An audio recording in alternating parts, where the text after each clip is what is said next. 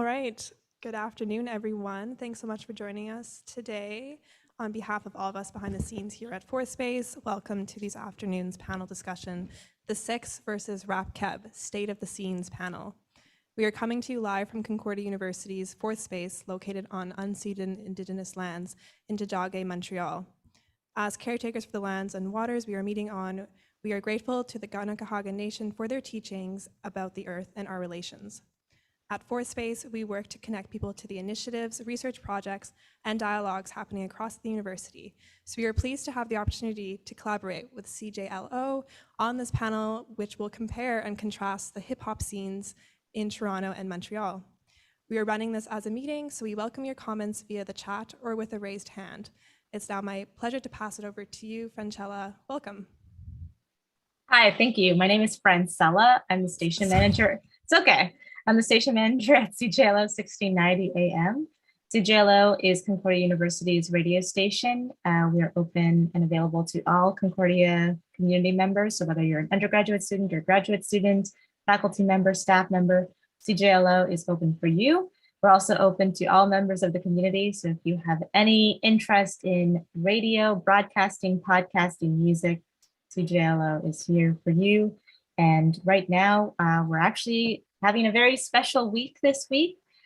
We call it Hip Hop for Life, and we celebrate that by playing nothing or basically mostly hip hop and rap music, soul, R&B on our airwaves. We do this with a variety of genres throughout the summer. In April, we did Ambient April, and then we also have a celebration of world music and jazz and blues music that comes later in the summer. So this is something that's a part of our Hip Hop for Life week. And it is steered by our hip hop music director, Megan Dams, who put this panel together. So I'll pass it over to Megan. But yes, thank you for having CJLO 1690 AM. We're thrilled to be working with Space once again. Yeah, thank you for that, Francella. Thank you, Fourth Space. Thank you, everyone, for coming. Thank you also to our panelists. I guess I should just get right into it, introduce myself. My name is Megan Dams. I am the hip hop / R&B soul music director at CJLO 1690 AM. I also have my own show at the station where I play like mainly hip hop, well, probably more R&B, but like hip hop, soul as well. But I did not grow up in Montreal. I'm actually from Toronto. I grew up just outside of Toronto.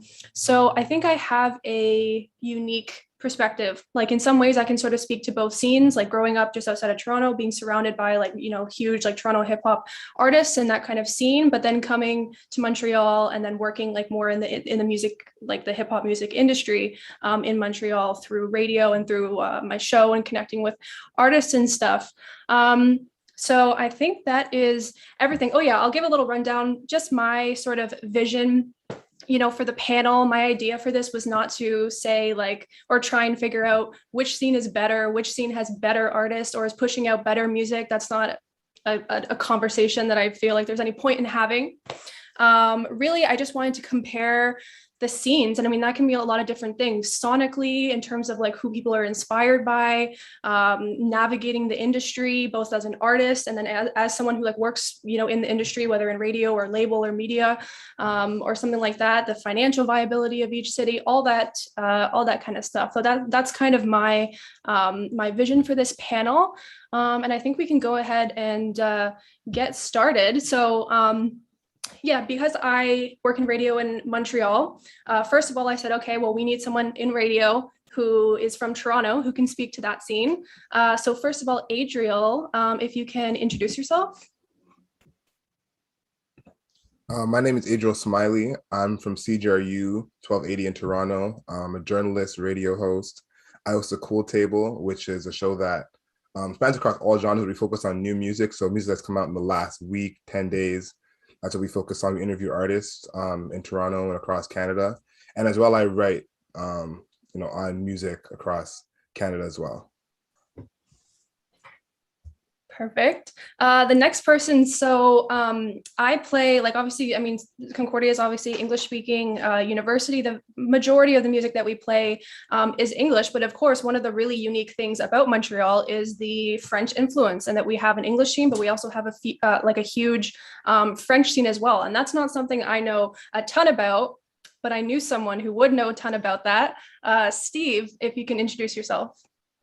Hi everyone, I'm Steve Jolin. I work with, actually I founded the label called Ciel, which is pretty much the biggest francophone rap hip hop label in Quebec. I'm gonna say in North America, I could say.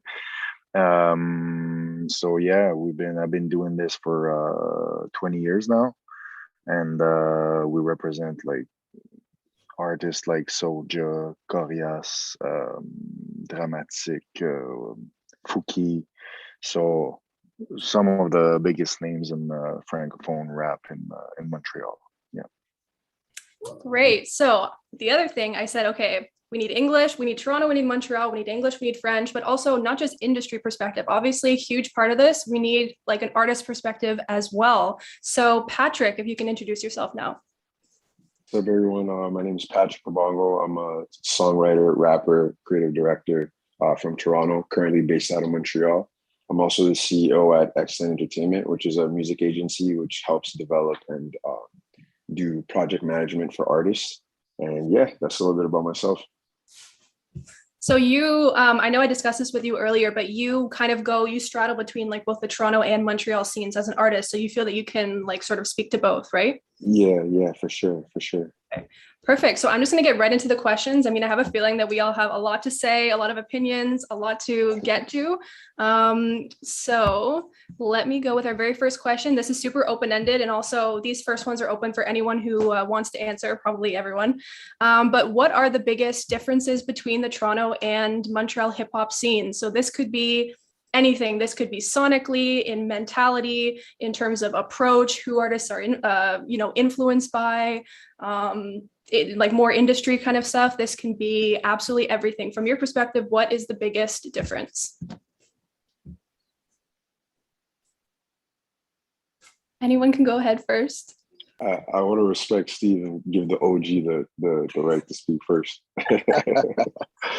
Well, on my part, of course, if we, I'll say if we talk about the language, that could be, I mean, there's a scene in Montreal that we have our own star system, if I could say that, like on the francophone side. So, of course, that's the number one thing I'd say. But also, I think, Montreal hip hop scene is pretty young. What I'm saying is, we know in Toronto, things are going right now, and I think the come up of Drake, of The Weeknd, and Pressure, and all these guys, they really put Toronto on the map, and that has not been done right now in Montreal. We have not like one artist that really popped to have Montreal on a map. So we're still waiting on that one, but we have like a very healthy scene, I could say. But I'd say I feel that we're in a good spot right now in Montreal in terms of producers. We have these guys like K-Tronada that's doing really well and all that. But I mean, on the producer side, I think we have some great producers, but I'd say rapper or artist that blew up. We're still waiting right now, but we're working on it. I definitely agree with a lot of stuff that Steve is saying. I think if I can start with the Toronto place, I think its hip hop sound evolved a lot faster than Montreal's. I think they really got accustomed to that melodic hip hop, melodic trap sound that you find in Atlanta. That kind of converted itself to Toronto. The imagery of Chicago kind of followed itself in Toronto, and I think we adapted to it a lot faster. And so, if you're in Toronto now, hip hop and what's popular does not sound like what we would identify as the source of hip hop. But in Montreal, you can find those open sources a lot faster. Like you'll have guys like À la Claire Ensemble that they're really like they're the source of that, and they have a twist to it. There's more warping done, I think, in the source of hip hop here. And I think Montreal, in agreement with what he was saying about the language, I think the predominantly French-speaking community audience hasn't yet fully devoted their time to, I guess, the English community, which typically will get a little bit more attention because of the language. It's easier to share across the border. But I think once, because I think about artists, like, for example, like when I think of rappers, first thing I think of is like Nate Husser or Chris the Spirit, those kind of guys. But I agree that they haven't gotten that. I think once they get that full support, like Steve was saying, once they harbor that all together, I think artists like that are going to be able to put Montreal on the map. But in the same way, I think the main part is just the musical structure, like the infrastructure, how it's put together. I think Montreal has a lot of history with that kind of folk pop music. Like you think of people like Charlotte Cardin, Ghostly Kisses, that identifies more with the culture, the Quebec culture. So I think it's easier to do that. But then you have guys like Loud, Larry, all these different guys that are the source of that hip hop. So I think I can't say there's a huge discrepancy sonically. I think it's more so about the community and how they translate that support to feeling that sense of belonging. And I think Toronto has that sense of belonging a lot because we're closer to the States. When you think about like neighborhoods and all those things, the history is just kind of generated a little bit the same. And so I think that would be one of the main differences that are there between Toronto and Montreal. Adriel? Yeah, I would say as well it's the stories. I think that the Toronto story of the culture and the neighborhoods is something people are more familiar with. And I think that version of what it is in Montreal is something that people are just extremely unaware of. I spoke to Cadence Weapon a few years ago. He's from Edmonton, but he talked about how he spent 6 months in Montreal working on an album. And he just learned all these things at Montreal. He had no idea about what artists he never even knew lived in Montreal, didn't know they were from there. And this is someone who he's been touring for 15 years or so. Yeah. So I think that just the idea of people are really unaware of what it means to be from Montreal in whatever way they see, whether it's accurate or not, they don't even have an idea of what that is. And I think the Toronto story for a lot of artists, whether it's the street artists or the ones who are, more lyrical, people have an idea of, okay, I get this Toronto story. I can kind of understand what this is about. And I think that's the main difference between the two. And I think, like, dare I say, well, I think it's obvious. I think maybe people from Toronto or based out of Toronto are more likely to rep their scene and talk about being a Toronto artist, but people from Montreal just might not say so. Maybe it's not as on the map. Maybe it doesn't have the sort of presence in hip hop or the cool factor, whatever. So yeah, there's a lot of artists like from Montreal who a lot of people don't know are from Montreal. Speaking of what you guys are saying though, in terms of the big thing that I've noticed in terms of sound, like as the hip hop director at CJLO, I'm always getting music sent to me, like from not just Canadian artists all over the world, from artists themselves, from labels, PR companies, whatever. And the thing with Toronto is that the vast majority of the time, like I won't even read the email. I'll just click on the link, hear the song. 90% of the time I can hear that it's from Toronto. Like truly, like I can just hear, and sometimes I can even tell like what neighborhood they're from, I think Patrik, you said, that's a great way of describing it, like the melodic kind of moody, like production and like sort of R&B influence too. And like very heavy on like creating an atmosphere. I'm like, I listen to it. I'm like, there's absolutely no chance that this is not from Toronto. And I Google them and of course they're from Toronto. However, Montreal, I never know what I'm going to get. Like Montreal doesn't have a defined sound. And I actually think that's really cool. Like there's a lot more, and of course, it's not to say that all artists in Toronto fit into that sound. Obviously they don't. But in Montreal, when I'm sent like a hip hop song or an R&B song from Montreal, I have no idea what it's going to sound like. And I think that's cool. Like there's so many different influences. And the other big thing, like Steve, you brought up Drake in The Weeknd, like because Toronto has had, two artists from the city who have become internationally like extremely successful, they've obviously inspired and paved the way for other artists in the city, not only in an abstract sense, instead of like in terms of just inspiring people, but they've both, especially Drake, they've set up record labels in the city where they sign up and coming artists who then go on to like work with the same people as them, producers and stuff like that. So it kind of lends itself, like they've created, like a kind of sound like for the city, right? But Montreal, like I find you just have so many more like pop influences, more like rock or like indie influences. It's just like I never know what I'm gonna get, and I think that's kind of cool. Like more creative freedom, maybe. Like I don't know. There's not like a blueprint that I guess like maybe people feel like they have to follow. Yeah. It's interesting you say that, because that, I don't know, me, from someone who moved to Toronto to be here to do music, I came here because I wanted a vaster creative outlet, and I feel Montreal offers that.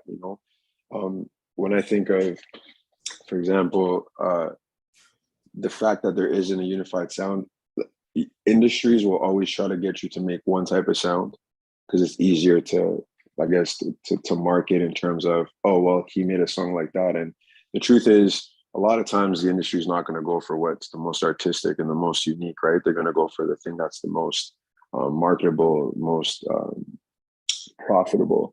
So I think what's beautiful about Montreal, and it's not to say that Toronto doesn't have that either, because, I think of Dylan Ponders, I think of Lex Leosis, Via Mighty, these different artists, even myself, we don't fit that niche of Toronto artists, And then I come to Montreal, you have people like Naya Ali, who, I don't think she gets spoken of enough, but she gets a lot of publications. And it's like, what I love about Montreal is you'll find what you're looking for if you're looking for it.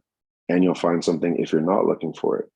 And their house scene here is really dope. In terms of artists, their folk music is really dope. When I think of us folk music in Toronto, I can only think of Mustafa, and even that's a variation that's really beautiful as well. But I think the thing I believe Toronto artists or our city could learn from the musical aspect is it's okay to experiment.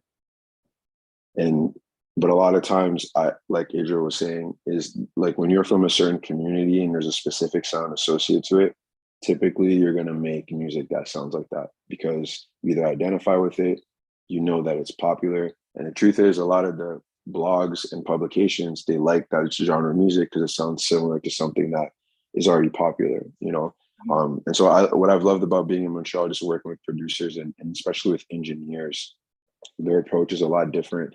They'll encourage you to be like, hey, try singing this note, try this flow. And then obviously just having French speaking artists, I think what's really unappreciated about that is how it translates to European countries.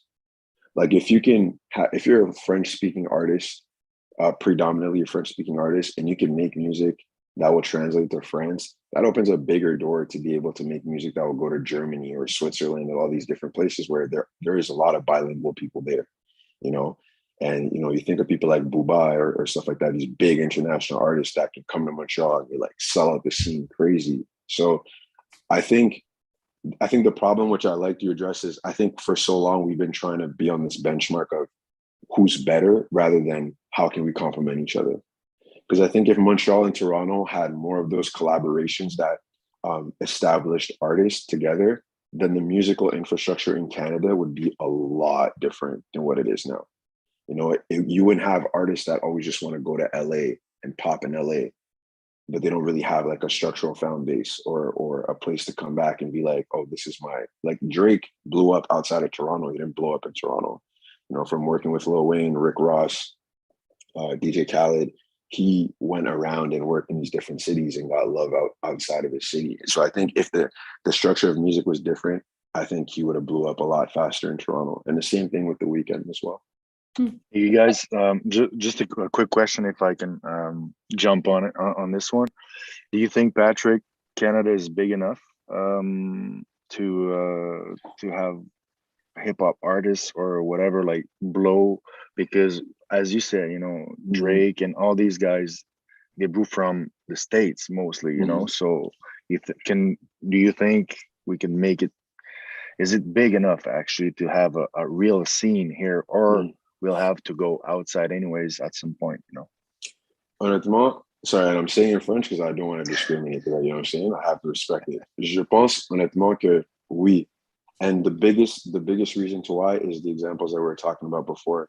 You have artists like Drake who are, I'd like to believe Drake is a generational artist. You know, he's going to go down as a national treasure for music, especially in Canada.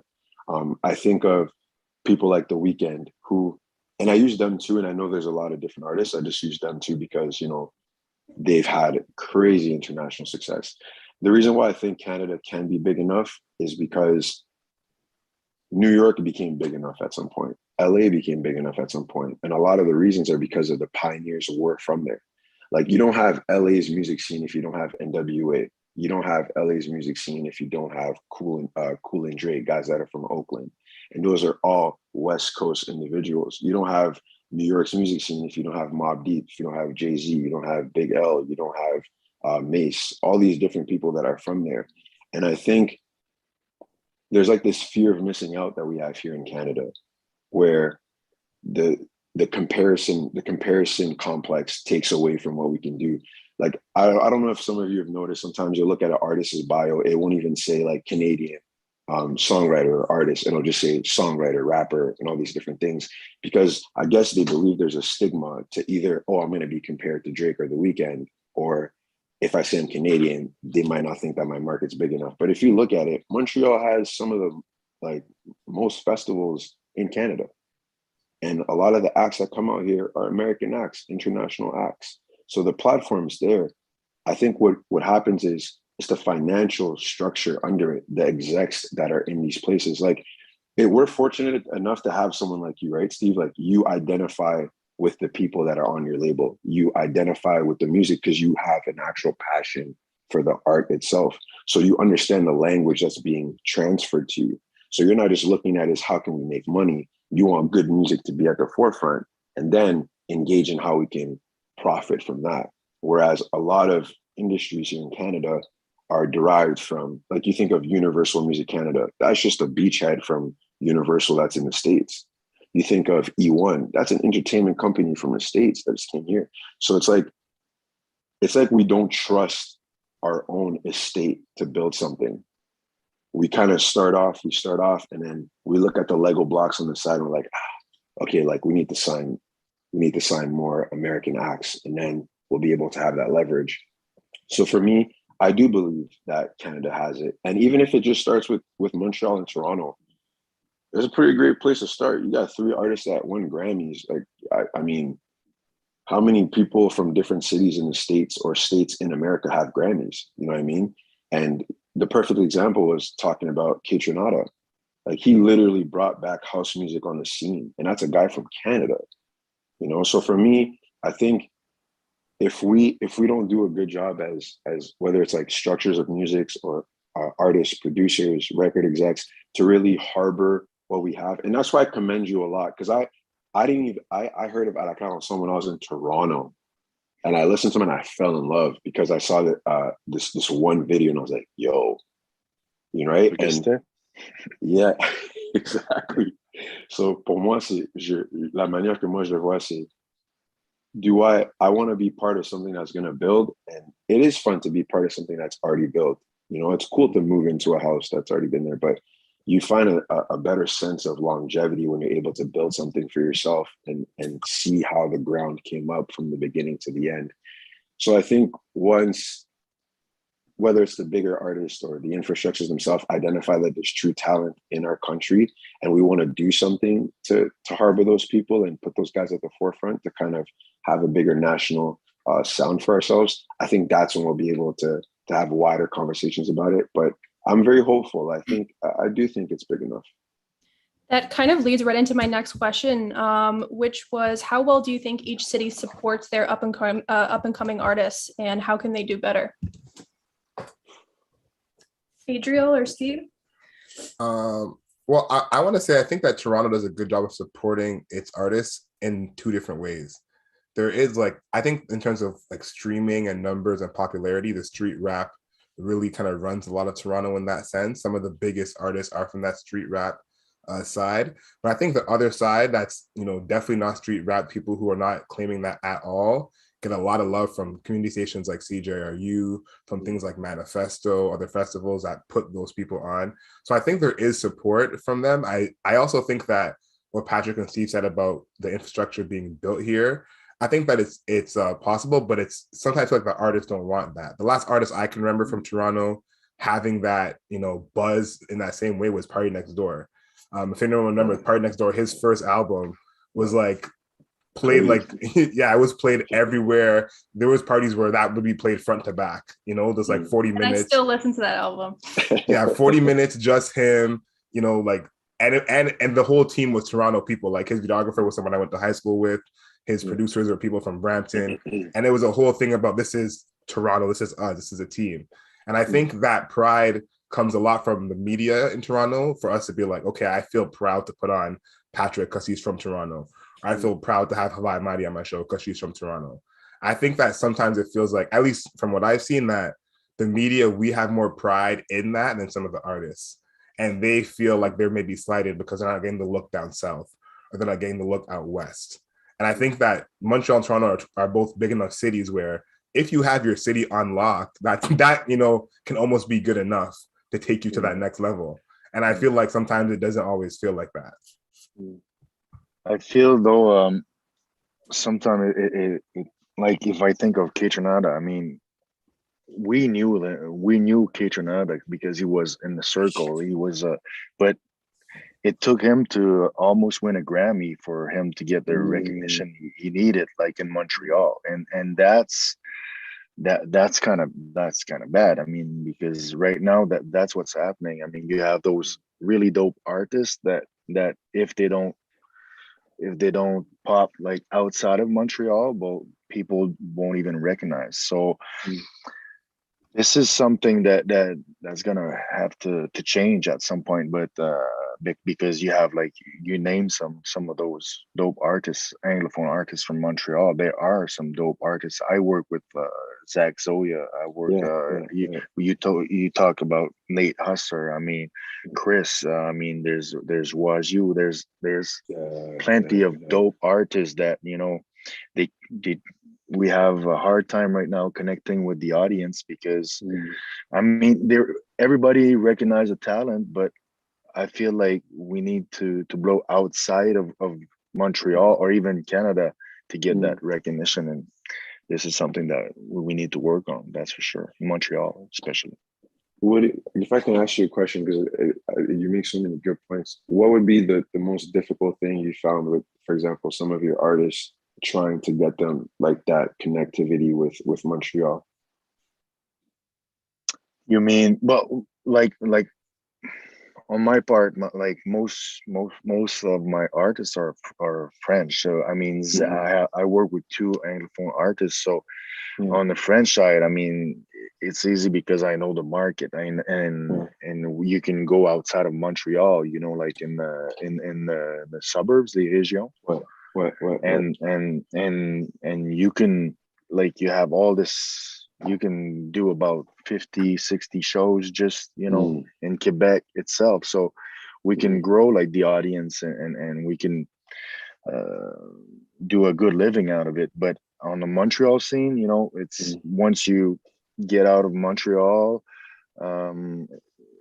it's a bit harder, you know, it's a bit harder to connect with the audience. So yeah, I mean, now, and I feel like there are some artists that can connect with the French audience, and I'm thinking about maybe like Mike Shab is a good idea. Yeah. Because Mike Shab is a francophone. I mean, first language is French, so he kind of, you know, he hangs around with the French rappers, so he's got a bit of this audience. But when you're like strictly a Anglophone rapper, it's hard to connect with the audience right now. And that's what I feel. And I don't know if some other people can react on that, but that's what I feel and see, actually. Yeah. So how financially viable would you say it is to be an artist in each city, or do you have to leave? Do you have to go to New York or LA? That's a tough I've been having question. these discussions all the time. Yeah, yeah. And you've been Well, talking okay, about even this too. not necessarily. I'm not saying, okay, you want to be the next Drake. Okay, maybe. No. Yeah. Your question is perfect. I think that's a topic of discussion a lot of artists and a lot of people have But even to just being figure able it to out. make like a regular living, like I'm not saying being a Yeah. multimillionaire, like even just being able to make like a decent living, like how Yeah. financially viable is it in each place? I would say it is, but I do a lot of work in broadcast and stage managing and stuff with venues.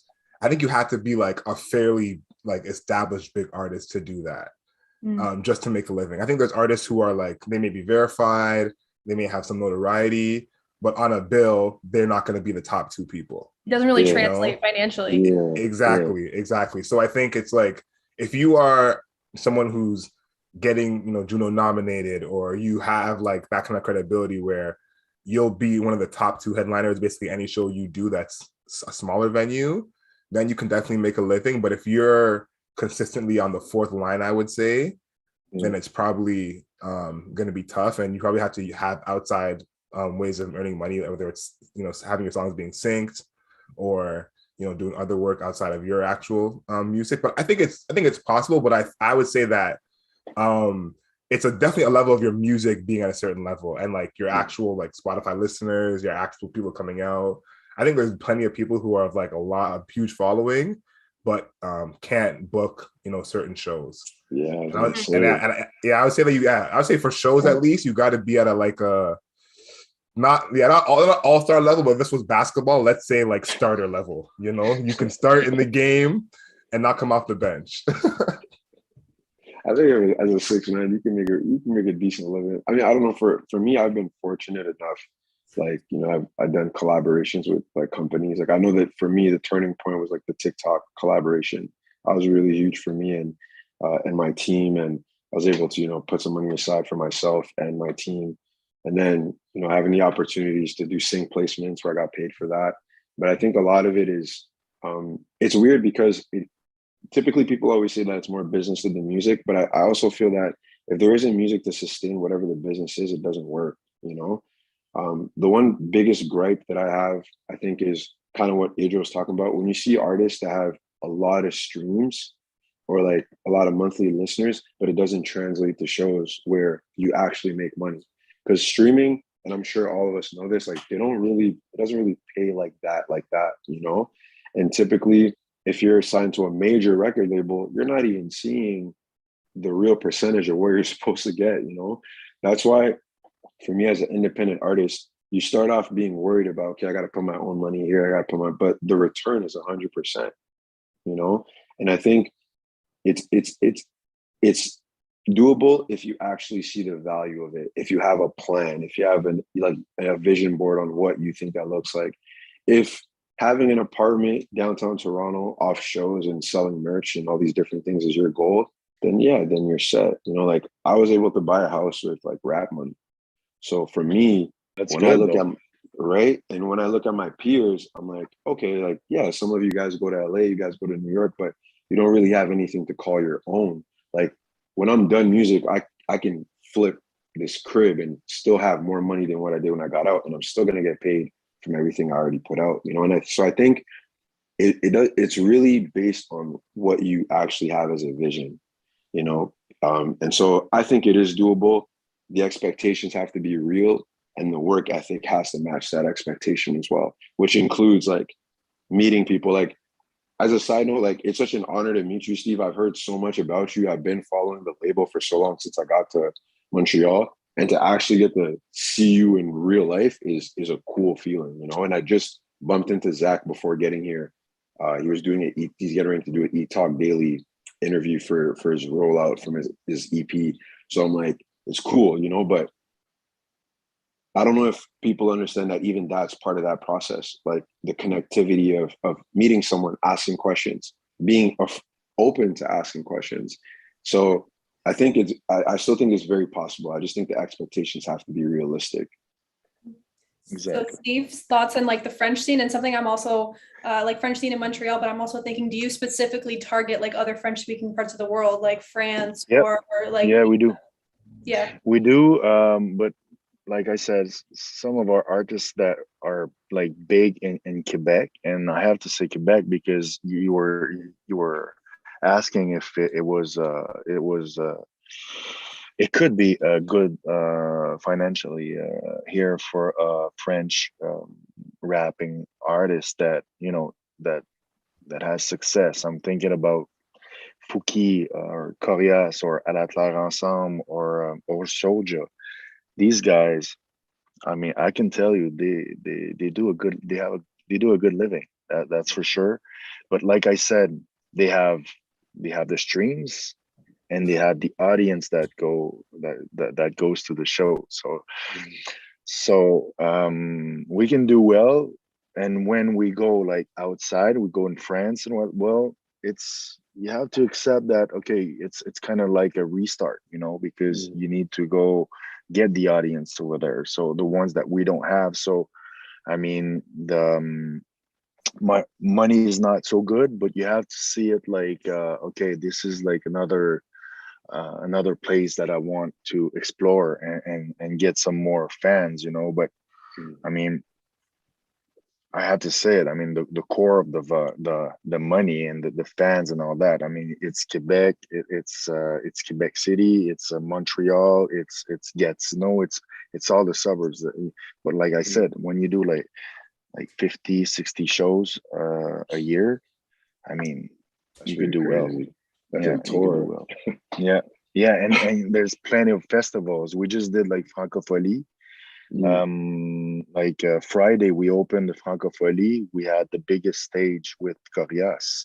I mean, that's about 30,000 people in the street just to see you perform. And the night after, we had Soldier at the same stage, the main stage. So this is where we are right now on speaking of hip hop in Montreal, but we're there on the francophone side. So and I can't wait that we could be at the same level on the anglophone side with local artists, because there will be some like big rappers that will do the main stages on the jazz fest, let's say, but they won't be from Montreal. That's the thing for now. So I have a couple specific questions for each of the panelists. First of all, Adriel, this was something I didn't even think of, but when I had my call with you, you brought this up to me, and I was like, well, that's a good point. How aware are Toronto artists and industry professionals of the hip hop scene in Quebec? Very little. I don't want to throw anyone under the bus, but very little. Actually, probably the same day I met Patrik, but I had Nate on my show like 3-4 years ago, one of the first episodes, and he was telling his story about how he grew up and how that inspired his music. And basically everyone in the studio was just dumbfounded that someone in Montreal could live a life like that. And I was like, what do you guys think happens in Montreal? And I always think about that now is like, is what people think of Montreal who live in Toronto is always so like just wild to me. And I think that's a huge part of it is they don't look at it as like similar, super different. They just think of it as like, who knows what they're doing over there. And I think that is something that I think it's a Toronto complex, if I want to be like, fair. Like in Toronto, we do think we're the center of the universe to some degree. And everyone thinks that their block is the hardest block and their hood is the hardest hood. And so I think that in that sense, there is a bit of, really kind of discrediting what goes on in Montreal from a hip hop standpoint. And then as well, like the talent. I think that Montreal is so known for folk, indie, pop, and then house navigation out of that. To hear someone from Montreal who raps well is just like almost like mind blowing. It's like everyone in Canada who raps good must come from Toronto. There's no way anyone outside of Toronto raps well. So I think that those two things are a huge part of it. And because Toronto artists think we are the center of the universe, that it's almost this, they don't even consider Montreal competition, don't even think of them. So it's more like a subconscious thing. I couldn't see a Toronto rapper taking shots at Montreal. It was because Montreal probably wouldn't even be on their radar to take shots at. They would take shots at Chicago or Atlanta before they take shots at Montreal. And so I think that, people like, again, Patrik, Nate, Chris, Like those are the guys who are kind of changing that idea of what people think of Montreal hip hop, because I think that they're it's like kind of what Drake did, I would say. I think now people think of Drake as a quintessential Canadian, and he represents so much people think of Canada. But before Drake was the Canadian, there was Shad, there was Cardinal, there was Chaclair, and all of those guys, people didn't consider them the Canadian look or what's Canadian enough. It was almost like, oh, Cardinal's more Caribbean than Canadian. You know, Chaclair is more American than Canadian, even though he's Canadian. So I think now it's kind of the switch of you see someone from Montreal, here's someone from Montreal, and you're like, they're not Canadian, they're from Montreal. This is what Montreal looks like. Montreal sounds like, Montreal lives like.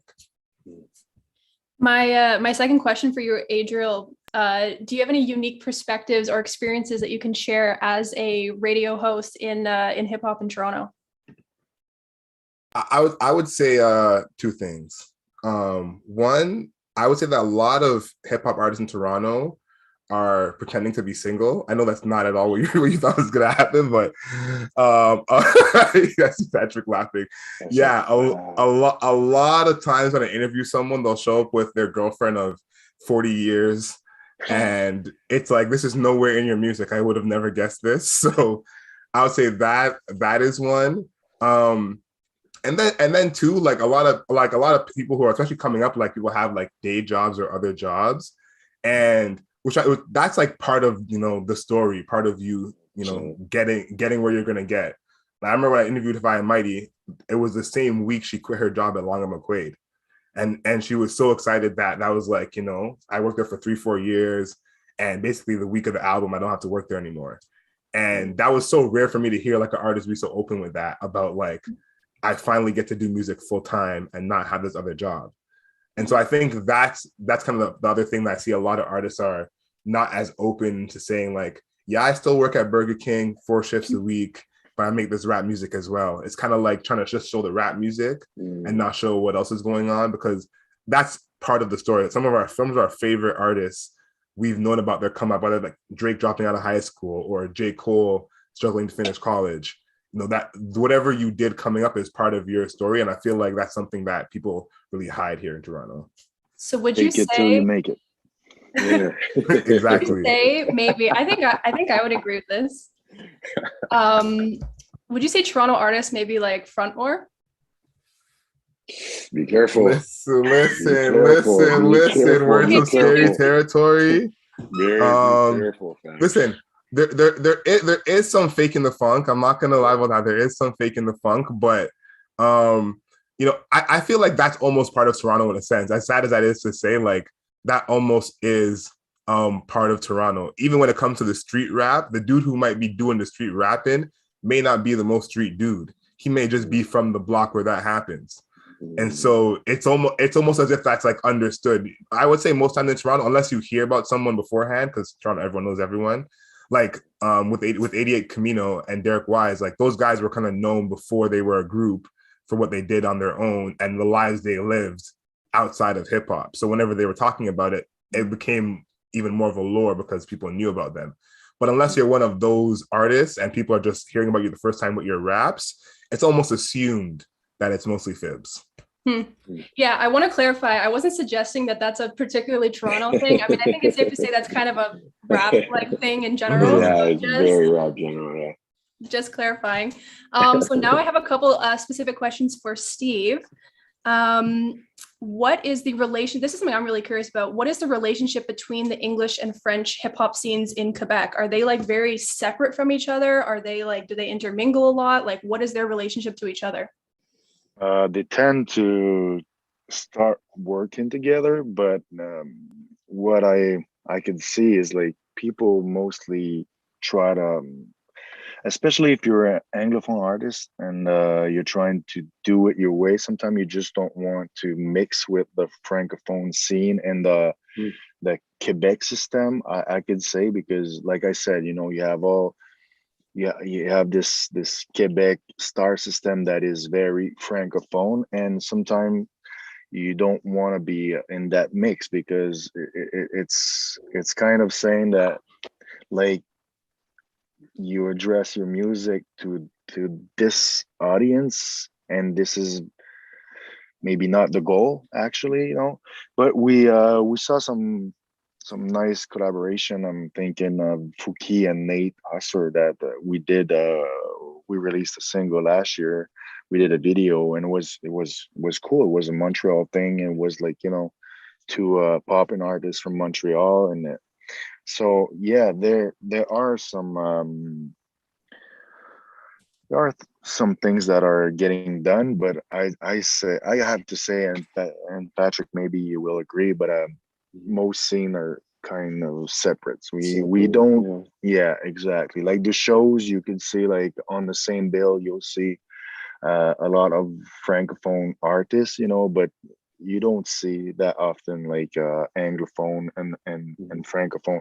And just to let you know, we had this Metro festival 2 weeks ago, 2 or 3 weeks ago, and it was like the second edition. It was nice. I mean, we had major acts that came out here, and Olivier, the founder of the festival, he wanted to mix it up a bit, and have like Loud, which is one of the biggest rapper here in Montreal. There was Corias and Fouki on and he tried to mix it on the like the festival, but it don't mix that well, I gotta say, because like the audience, they won't come for these francophone acts. I mean, if you have 90% of your bill that's anglophone, and 10% French, well, maybe only 10% of your audience want to hear some francophone rap. So what I would suggest, and that's what I already told Olivier, I think he should, if it's like a 3 days festival, maybe he should do like 2 days in English and one francophone day, where we can mix rap Keb and also like French rap from France. I think that would translate better with the audience. That's tough. Yeah, that's actually tough. Steve, would you say are there unique, there must be, but what unique advantages or challenges do francophone rap artists face? I mean, I think you've already touched on this, but anything else in particular? Well, of course, like I said, we have this this system here that we can do a living with just French music, because we have our own medias. We have like francophone channels on TV, and we have francophone medias and all that will certainly help us. That's the biggest advantage. I mean, I am seeing this generation right now of hip hop from Quebec, francophone.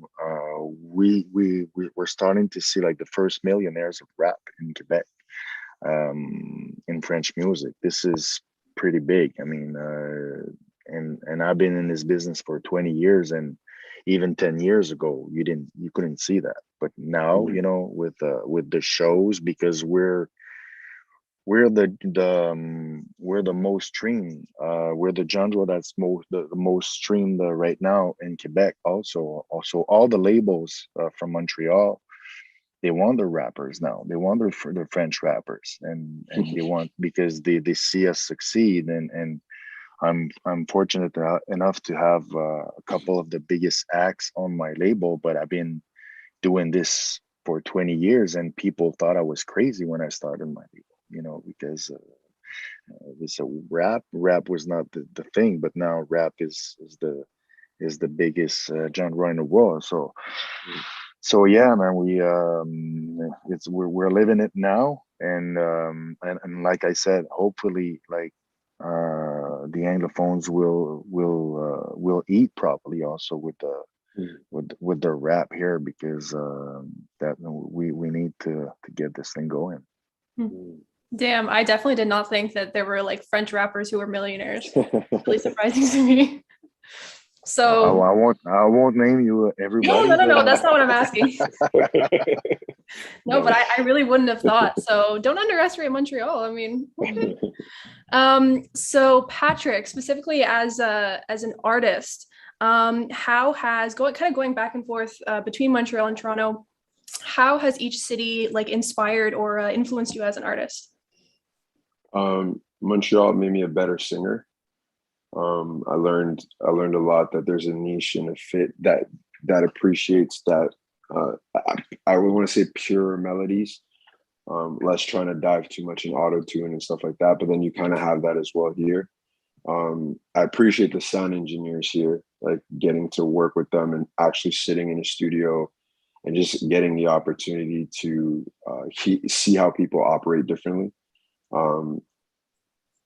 I think also getting the chance to try to connect with French artists to try to get like collaborations. And for me, it doesn't even just have to be doing a feature and get them to do a verse or things like that. But, you know, sometimes I speak French in my music. I'll have these little gems in there because I think, you know, as a Congolese individual, it's important for me to speak French.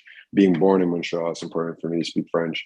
And so I always want to have, for example, like I'll ask a friend, like, hey, can you say this line in here? Just so it adds like an ad lib or all these different things. So I think being in Montreal has given me the ability to create more at a higher pace than I used to in Toronto. But what I love the most about Toronto is, you know, like where I'm from, you know, I'm from downtown Toronto. My block is like Red Espadina and Queen.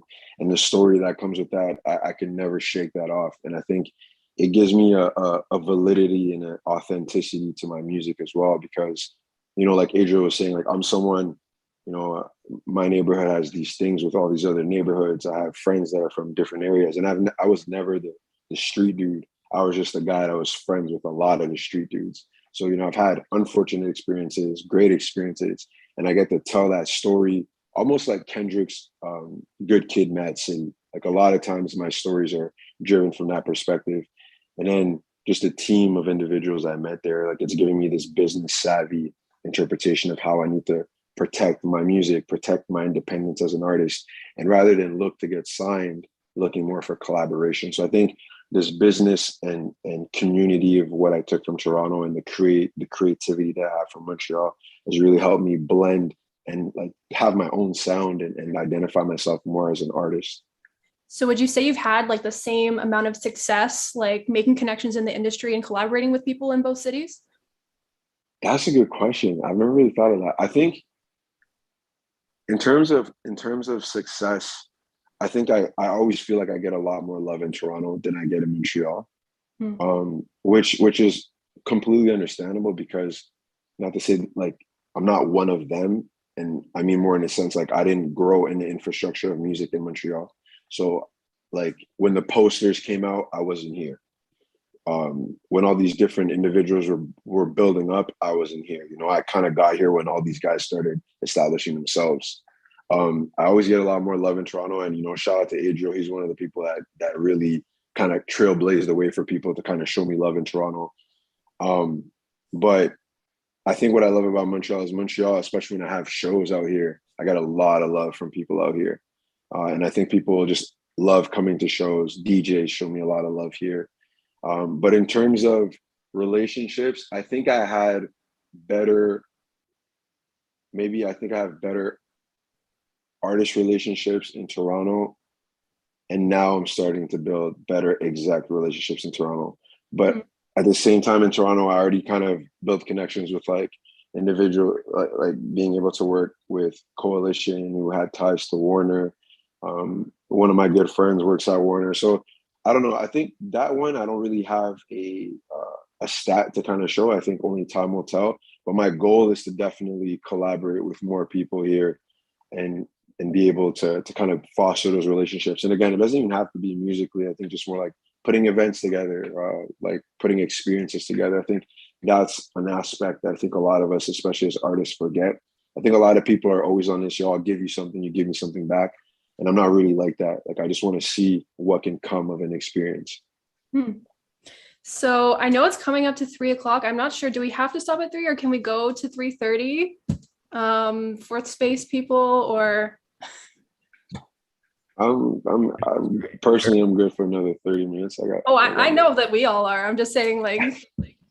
We can go for another 30 minutes. Okay, I think perfect. it's till 3:30. Okay, perfect. So then another question I have for you, Patrik. Well, I have in here, how do I ask this? I was gonna ask because my original idea was to have like one artist, like a Toronto artist, and then a Montreal artist, and kind of like ask the Toronto artists, like, do they feel like they face more competition because they're based out of a city where there's just a bigger like rap scene, and then in Montreal, is it like, you know, if you think pros and cons, like maybe there isn't so much of a scene in Montreal, but there's less competition.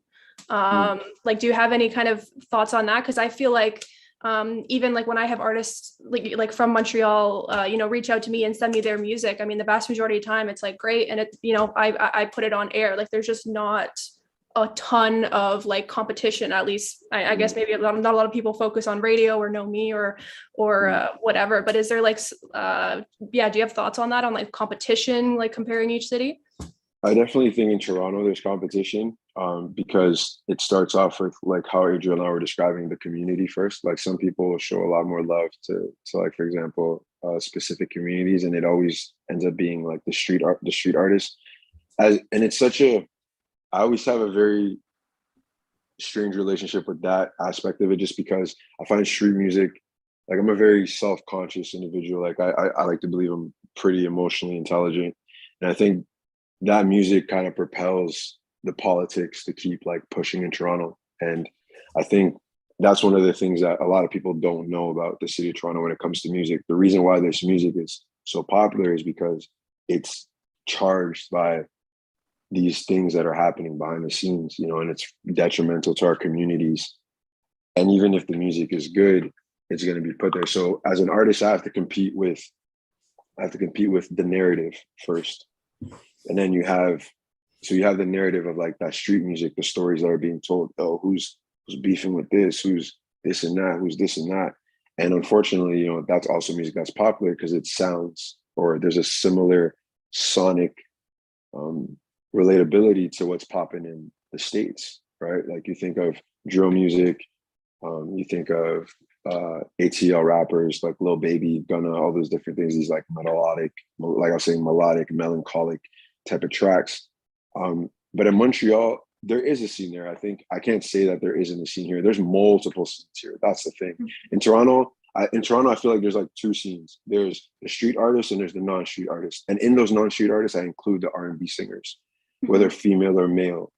In Montreal, you'll have the house scene. Oh, sorry. And I think the DJs now in Toronto are starting to build a scene for themselves as well. So like shout out to Caruza, like that whole group of individuals that's putting stuff together. But in Montreal, you have like the pure source hip hop. You have the folk music, like that electric pop. You have the house scene, the Afro house scene, the kind of pop R&B-ish scenes. There's a lot of scenes here. So I don't know if I wouldn't call it competition here. I think it's more so just connectivity, right? So if someone sees me as an artist, like I'll speak French. Oh, French speaking, but then you go check my music, it's all English. So I personally don't know how the audience connects to those realities. I don't know if they're preferring to choose one over the other. But I think with me, a lot, like I've been fortunate enough for people love my music also because they appreciate me as a person, like they F with me as a person first. And I think a lot of times that happens from when I perform. You know, I'm a very interactive performer, and I like to believe I'm a very strong performer, and I take the chance to do that. So I think in Toronto, I definitely have that competition in terms of the narrative and the sound, trying to break that barrier of, hey guys, like I'm not the only person that doesn't sound like a street artist. Like we're a group over here. You guys should come check this out. But then in Montreal, because there's so much of those different niches, and Steve could also kind of give his perspective on that, because there's all these different niches and you have the division of the language. It's kind of like there's so much to pick from. How do you know what's going to be good unless someone is bringing it to you? So I don't think I face competition here. I think here the challenge would be more connectivity. But in Toronto, yeah, there's definitely like that competition. So I'm happy that I get a lot of love in Toronto because I understand how hard it is to kind of get that following. So speaking of like the division in languages, Steve, is it kind of like, will only French-speaking people listen to French rap?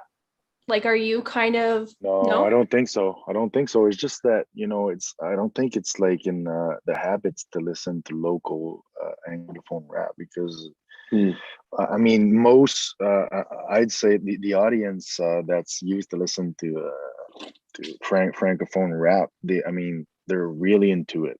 That's what they listen to, and if they want to listen to anglophone rap, well, they listen to what they know and what's easy to get on the DSPs and all that. So it's mostly like you said, the little babies, and I don't think the French audience is so curious to discover like the local anglophone rappers, because they got what they search for on the French scene. Well, that's pretty much what I think. Unless, like I said, it blows like internationally, and then you want to be a part of it. So yeah, that's what I think. So what do you think each city could do to better support like local artists and independent artists? I think we should collaborate more. That's for sure. And it's funny because I was at the Metro, and I was just saying, I work on management with Zach Zoya, and people, they don't know him, but we have a hit single right now, which is called "Start Over," and it's popping like in Canada all over, and people don't know the name, but then I play them the song, and they're like, "Oh yeah, I know this guy. I know the song." Mhm. And then I was talking to some people in Toronto, some rappers that were there, and they're like, "Yeah, we should collaborate." And I don't think like I think people want to collaborate, but I just, like Patrick said, I'm not sure people know that there is a scene that is starting to bubble in Montreal. That's a good point. Not only do I not see a lot of collaborations between like Toronto artists and Montreal artists, but even in the Quebec scene, I don't see a lot of like collaborations or features between like English and French speaking artists. I don't see that very often. No, not that much. There are a couple, but I mean, it's not something we see really often. No. So speaking of like supporting local artists, independent up and coming artists, Adriel, what do you think is like the main sort of like role of community radio in that, especially in Toronto? I think it's giving the artists that spotlight that they wouldn't get otherwise, especially when it comes to hip hop, the non-street artists. There's definitely been a change over like the past 3 years of non-street artists getting more of a shine, but street artists were getting like the bulk of the love for a very long time. And I kind of took it upon myself to be like, listen, you don't got to sell drugs to be on my show. So I think that that's kind of the goal of community radio. And then the different ways that community radio chooses to promote artists. I know that at least commercial radio for a long time in Toronto weren't doing a lot of interviews with artists, weren't doing like things in person. And it was just more focused on, we're trying to play the hits, and that's how we're going to get the ad money and get people in. And with community radio, we have all these different integrations and ways that we support the community, support artists, and put artists on. And using those opportunities to have local artists. Ryerson, I know it's TMU now, but Ryerson used to have huge artists every year, whether it was Future or Nas or French Montana. And it was like a point made that every year it would be 2 or 3 local artists opening up for them and trying to get one from Ryerson.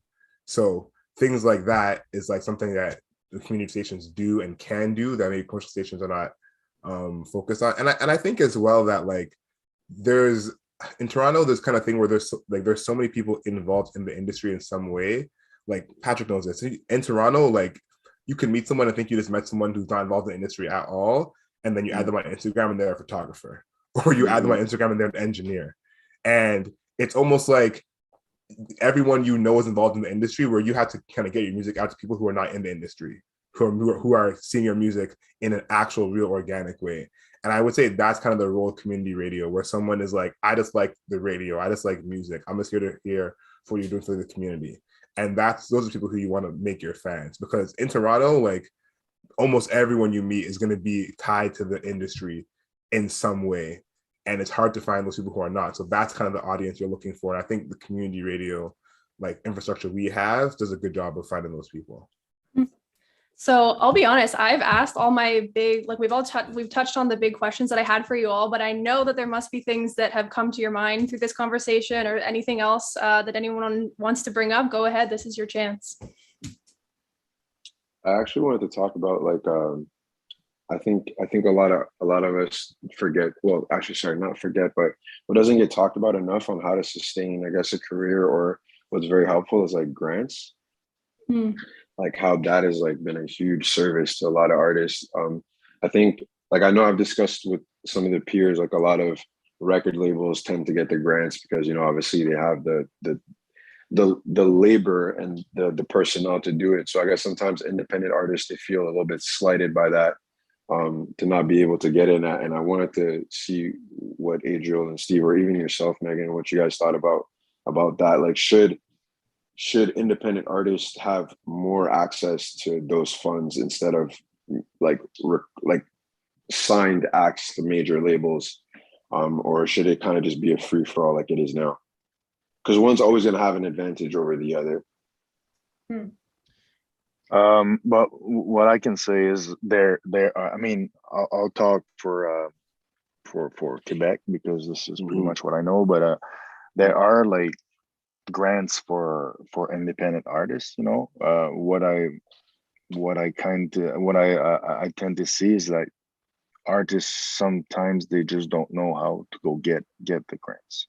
And because there is for Calc, sorry about that. Yeah, there is from Calc, which is the Conseil des Arts des Lettres du Québec. There is from Council of Canada. There are, so there are some different, and Musique Action, which is Factor, but the francophone side of Factor.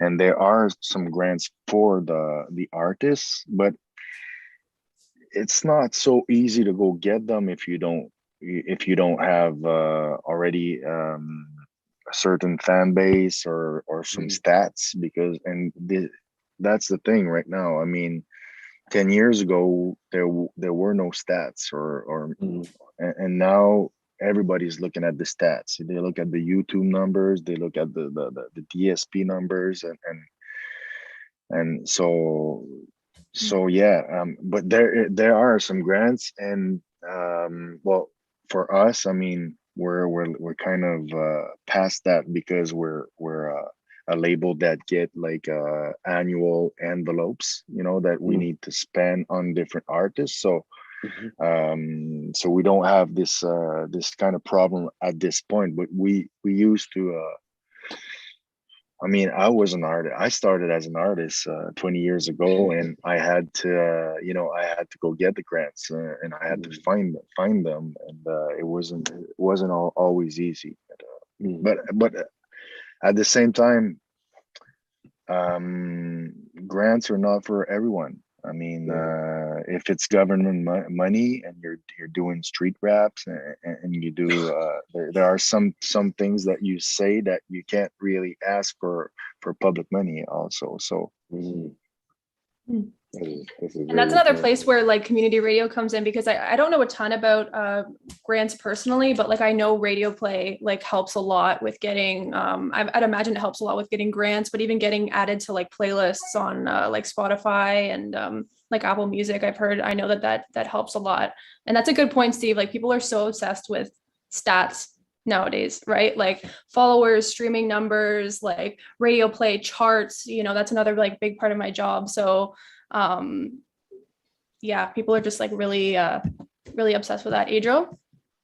I think it should be kind of go more towards independent artists. I know like in my work, I work with grants a lot. Actually, the live show that me and Patrik did, there was a grant that got that together. And I'm applying for grants for a program I'm working on later on in the year. But I think that a lot of artists don't know about them for sure. I think that's like the biggest thing I've noticed is when I talk to artists about like, what are you working on coming up? Like, are you getting a grant for your new video? What's the budget for that? They don't even know that these things exist. And I think that these grants should be more an artistic merit. If your video has like a concept that fits the song that you want to bring to, fruition, you should get a grant for that no matter what your stats are. So I feel like that's the biggest thing, is that they should be going to someone who has that artistic vision.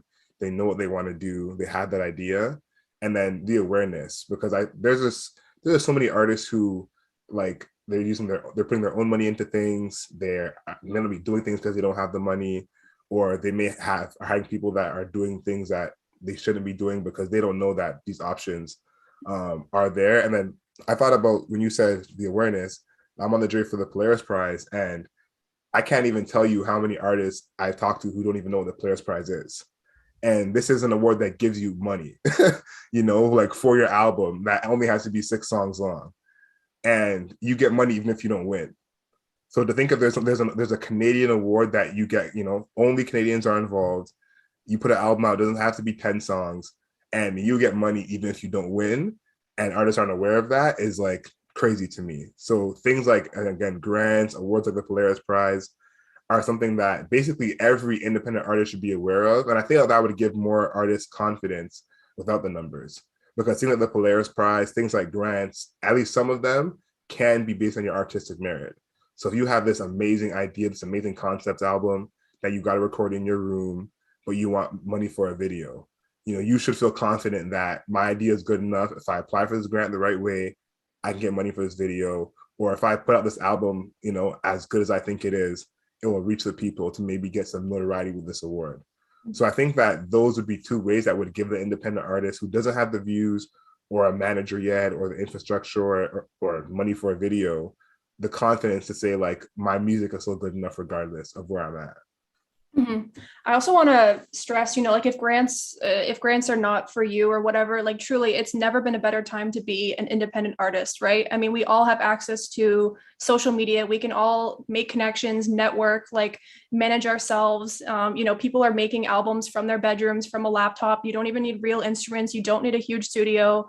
Like you can do a ton on your own. I mean, I'm shocked. Like when I talk to artists, I'll hear their albums and I'll talk to them and they tell me that they literally made it like in their bedroom on their laptop. And I'm like, how, like this, it's just incredible stuff you can do with like production and engineering and stuff like that. So really, of course grants are there for you, but really, like if you're willing to like learn and just like work at it, like you can do so much with like very little, equipment, I guess.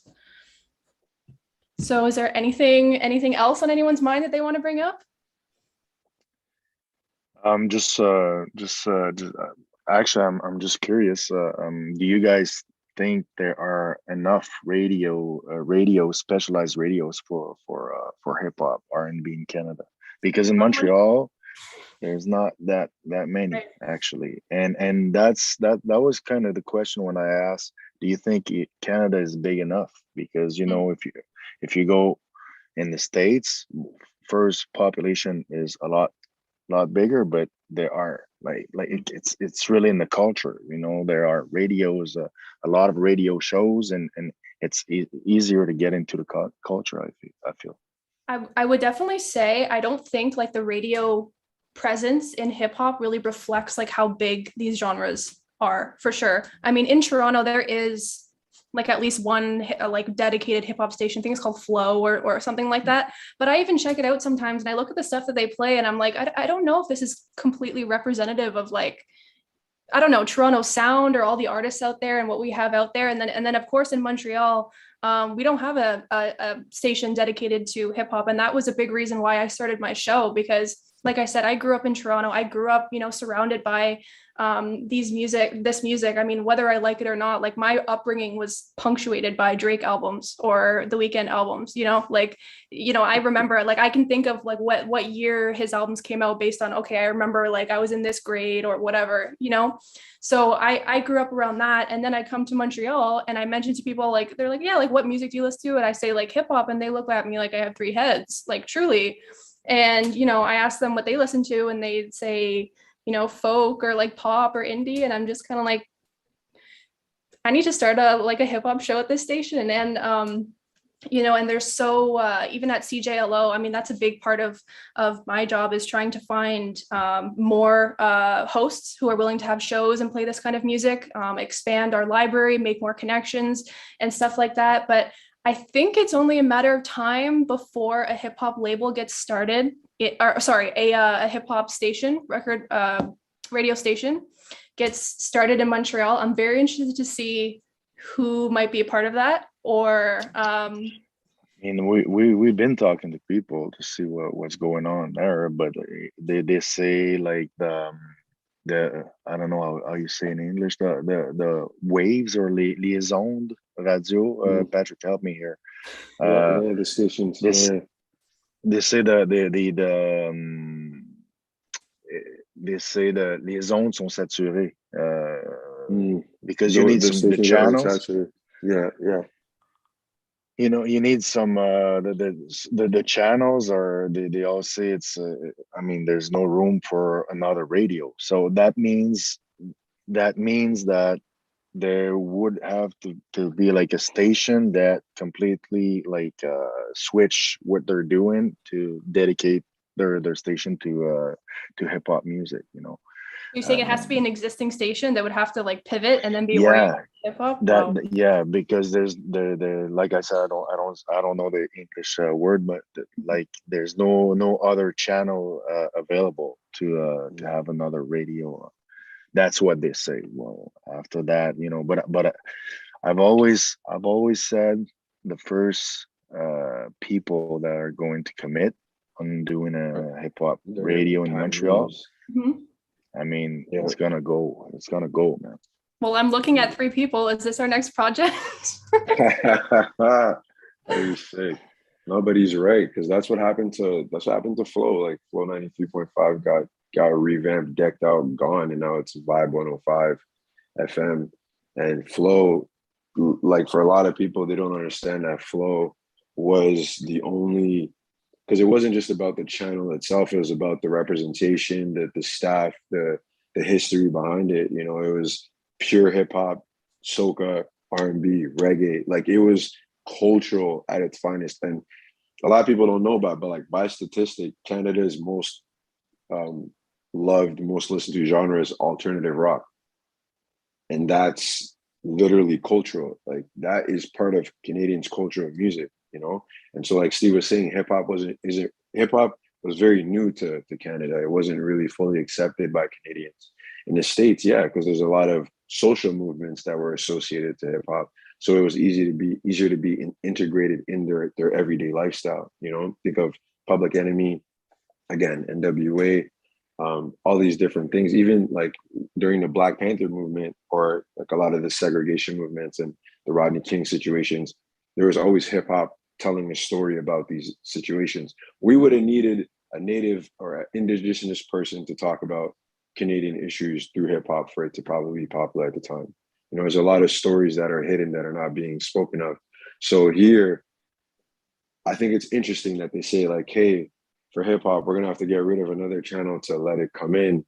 And it's like, if you think of in Montreal, which I think is very unfair to both the Francophone artists and the Anglophone artists, because it becomes, okay, in Toronto, there's already that gripe of being able to have a channel for hip hop that can solely, or multiple ones that will solely put that up. But then those same channels are asked like, hey, can you kind of mix it up a bit? So you'll hear some Ariana Grande's on there all of a sudden, and to kind of mix that audience, right? Because they have to be able to get a certain amount of plays and I guess like ears to their channel. And by doing that, you're going to play popular songs. But then you come to Montreal, if they're telling people like, oh no, on doit se débarrasser d'une chaîne pour être capable d'avoir une autre, I think it limits and it segregates those artists, right? Because then it's like, all we have is YouTube, DSPs. And most of these people, they have to settle for going on DistroKid or getting these distributions that don't really, they don't really deal with them as artists. You're kind of just like a fish in a pond. Like, okay, yeah, bring your stuff to the table, we'll put it out, and we'll send you an email to let you know it was released. Like you don't really have, if you don't have someone like Steve, you know, like, or some people from other labels that can do that, from distribution companies that could do that for you, you kind of don't really get the feeling of being like identified as an important artist outside of that metric. So I think it's really unfortunate that it's like that. But like you said, the people that decide, okay, you know what, we're going to dedicate our time to try to have a channel for hip hop and make it like a mix of Anglophone and and francophone, whether it's like even artists from France and stuff. Those guys are they're gonna get the cake because they're gonna trailblaze a scenery for people. But then again, it's who's gonna be the person to do it, you know? So Let's get that cake, Patrik. 100%. I like this because it's now you're like, it's making me think, like, I don't know why I never thought about like reaching out to people that I know that do radio here. Like, yo, dude, connect with these artists, like try to get them on the radio, you know? So it's interesting. So I'm definitely gonna try to do my part. And, you know, I bought a house here, so might as well get with the program. I mean, it like working in radio, I mean, I haven't been doing it for very long, but I definitely have this sense that we're all kind of like waiting for someone else to do it. Like we all think that, like, you know what I mean? Like we all know what's going to happen, and we're all like, okay, yeah, there's a lot of people I could think of who would be involved, but we're all just like waiting. But for sure, when that does happen, that's going to be huge for, that's going to be huge for the music scene in Montreal. Like, I think that's going to completely change the game. Like, it's just going to be incredible. So we have about 5 minutes left. I want to give you all an opportunity to let people know like how they can connect with you, how they can follow you, promo anything. I told you, Patrik, your song Limelight has been on repeat. Like I was listening to it all day today. It's so good. Like you want to talk about a song that when I hear it, I'm like, there's no way this guy's not from Toronto. Like this song, like moody, like kind of melodic, like hip hop, like sort of vibes. Like it's such a good song. But yeah, Adriel and Steve, let everyone know how they can like connect with you or follow you, stuff like that. Go ahead, Adriel. Yeah, the Cool Table, we go live every Wednesday. Like I said, we play new music. The Cool Table live on Instagram and the Cool Table live on YouTube. We do interviews with artists and we challenge them to finish a tub of ice cream before the end of the conversation. My main man Patrik has been on the show. He knows all about this ice cream challenge. We got new episodes coming every single week. We just started doing interviews in person again. So the Cool Table live on YouTube to check out those. And then my personal Instagram is adrielsmiley.com, and that's where you can find all the episodes of the Cool Table as well. Cool. Well, you can follow me on IG. It's Anodajay7, so it's ANODAJAY7. That's my artist name. I just kept it, you know. And you can follow Septième Ciel. It's 7IEMECIEL. You can follow we have the website and I work with a lot of artists, like I said, Zach Zoya, Corias, Fouki, À la Claire Ensemble, Shreeze, Dramatic. We got about 20 artists we work with. So yeah, check it out. And then I'm looking forward to meeting with you guys and maybe have a conversation and start this radio. For me, you can follow me. Everything is X10PK, X10PK. When's the album Definitely coming? go. Man, the album I'm working on now. I just need to get it because you know what's funny? Adriel gets unreleased music, and he's like like a confidant to give me like, yo, this one, yeah, this not. So album I haven't have a set date for it, but it's called Endless Summer. I've been conceptualizing it for the last 2 years. I want to make it more of an experience than just like put it out there and listen to it. But like I said, I'm hoping to get a couple of francophone, anglophone artists on there to add a little bit of un peu de sauce à vivacité to what I already have going on. But yeah, like definitely keep streaming Limelight. I'm going to be dropping a video tomorrow as well. And just prepping to continuously roll out music, you know? So yeah. Okay, thank you so much, everyone who's come and listened to this. Thank you so much to all of the panelists, Patrik, Adriel, Steve. Thank you so much for agreeing to do this, for taking the time. This was a really interesting conversation, and I'm pretty sure that it's going to get, like, it's being recorded and it's going to be on YouTube. So I know I'm going to be sending this to people, and like, I think this was fantastic. So unless anyone like Francella or anyone from Fourth Space has anything to say, I'm good. Yeah, I was just going to say thank you as well. Thanks, Megan, for moderating this great conversation, and thanks to our panelists. And yes, the recording will be available on our YouTube after soon. Yeah. And this was broadcast on on air on CJLO, right? It was, yes. Okay. So people could tune in and listen. Okay. I just thought that was cool. All right, with that, I think we're gonna close up the Zoom. So thanks everyone. Have a great day. Thanks, guys. Bye. Bye bye.